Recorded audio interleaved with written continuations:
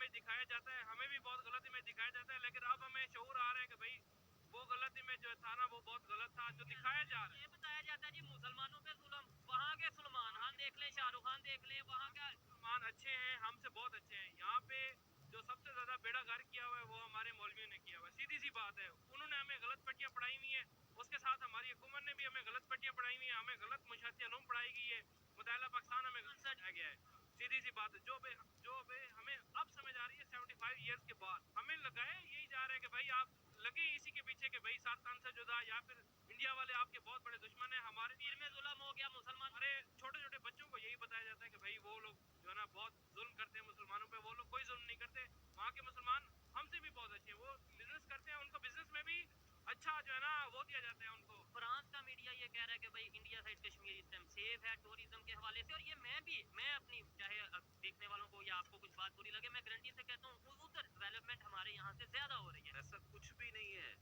Pakistan safe city है, पाकिस्तान के अंदर सब कुछ मौजूद है। ये जो लेफ्ट राइट वाले लोग हैं, ये पाकिस्तान को डिमोलिशन करवाने के लिए ऐसी बातें की जाती हैं।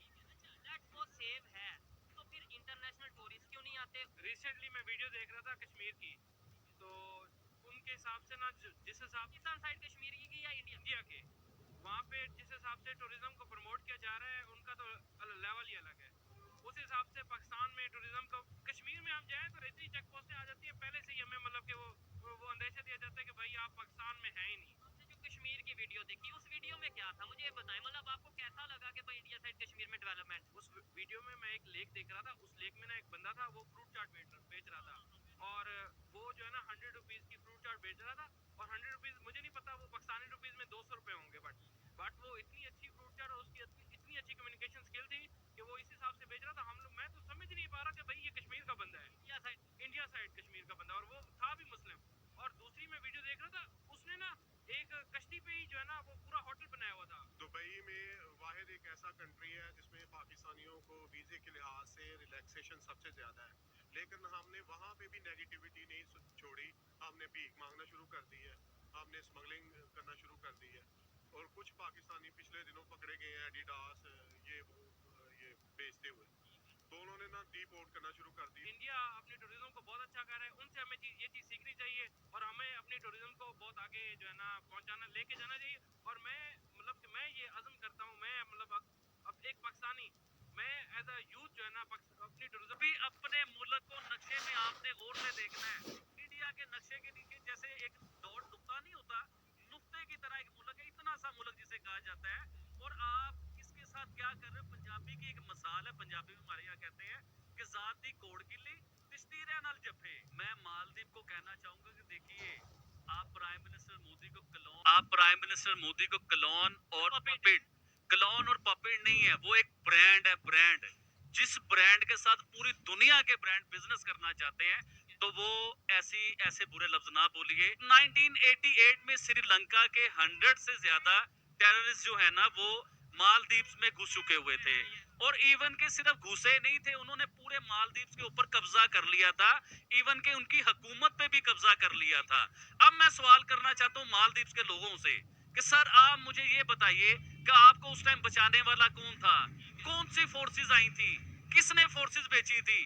वो इंडिया ने फोर्सेस भेजी थी। शायद इंडिया ने उस टाइम फोर्सेस ना भेजी होती तो आज आपका मालदीव्स भी पता नहीं होता कि ना होता। मैं मालदीव्स वालों को कहना चाहूंगा कि आपको 10 दिन इंडिया साफ पानी ना देता तो आप आज जिंदा ना होते। आपको ये भी याद रखना चाहिए था। और आप चाइना के पीछे लग के आप किस किस्म की स्टेटमेंट दे रहे हैं या गालियां दे रहे हैं, कैसे लफ्ज यूज कर रहे हैं? कि उन्होंने वो जो ट्वीट वगैरह किए हैं वो डिलीट कर दिए। शुएब भाई देखिए, मुंह से निकला हुआ लफ्ज और कमान से निकला हुआ तीर कभी वापस नहीं आता। इसके ऊपर तीर से मुझे एक और चीज याद आती है। देखें, इंडिया ने तीर छोड़ा चाइना के लिए और मालदीव ने वो अपने ऊपर ले लिया। आपको समझ ही नहीं आ रही आप कर क्या रहे हो? अभी बैनर्स पे मैंने कई जगहों पे देखा है मालदीव में आउट इंडिया, आउट इंडिया। देखिए, मैं मालदीव की आवाम को ये पूछना चाहूंगा कि क्रिकेट मैच नहीं है तो कोई आउट है नॉट आउट है, ये कोई मजाक है यार? ये इतने बड़े मुल्कों के सिलसिले हैं, ये इतने बड़े मुल्क के प्राइम मिनिस्टर को आप क्या बात कर रहे हो? ये क्रिकेट नहीं है, ये कोई मजाक नहीं है। मालदीव्स के जो मिनिस्टर थे 3, उन्होंने कितनी बुरी गंदी लैंग्वेज यूज की प्राइम मिनिस्टर के लिए। अब मैं प्राइम मिनिस्टर मोदी की क्लास में ये बताना चाहूंगा कि उन्होंने एक भी स्टेटमेंट नहीं दी, उनके अगेंस्ट एक भी बात नहीं की। इंडिया की आवाम ने खुद उनके मुंह पे जवाब दे दिया है, खुद बता दिया सारा कुछ। तो वो एक सबर वाले इंसान है। और वो देखें, वो तो सिर्फ उनके दिमाग में चलता है कि अपने मुल्क को तरक्की कैसे करवानी है, अपने मुल्क को ऊपर कैसे लेके जाना है। अभी देखें यूएई के जो सदर उधर आए हुए हैं, प्रेसिडेंट, उन्हें लेके वो कभी कहाँ लेके जा रहे हैं, कभी कहाँ लेके जा रहे हैं, रोड शो हो रहे हैं। इसका फायदा क्या है? मैं मालदीव के जो प्रेसिडेंट हैं, जो वजीर आजम है, जो सदर है, मैं उनको ये मैसेज देना चाहूंगा कि अभी भी टाइम है, अभी भी टाइम है कि आप इंडिया से माफी मांगे। इंडिया की आवाम का जो दिल दुख है, उनसे माफी मांगे। आपको अंदाजा नहीं है कि इंडिया की जो ऑडियंस है, जो आवाम है ना, वो मोहब्बे वतन है और यूनिटी है। अगर आपने उनके सदर को या वजीर आजम को कुछ कहा है ना, तो उनके दिलों को तकलीफ पहुंची है। तो प्लीज आप उनसे माफी मांगिए।